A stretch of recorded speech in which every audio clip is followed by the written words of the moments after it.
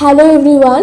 তো এখানে তোমরা দেখতেই পাচ্ছ আমি 6টা কাপ কেক বানাচ্ছি। তো কেকটা বেক করে নেওয়ার পর আমি কেকটাকে ঠান্ডা করে নেওয়ার পর আমি তারপরে কেকটা বানাচ্ছি। এটা ছিল বাটারস্কচ ফ্লেভারের কেক। আর আমি ভাবলাম যে এখন একটু যেহেতু আমার কাছে টাইম ছিল হাতে, তাই জন্য আমি একটু অন্যরকম একটা ডিজাইন করি নজেল দিয়ে। দেখতে পাচ্ছ যে কীভাবে আমি এই ফুলটা এখানে বানাচ্ছিলাম।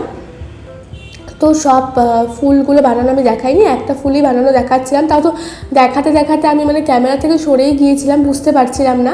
কারণ তখন না আমি আমার একটা বান্ধবীর সাথে গল্প করছিলাম আর কেকটা বানাচ্ছিলাম। তো আমার অত ভিডিওর দিকে অত ধ্যানই ছিল না।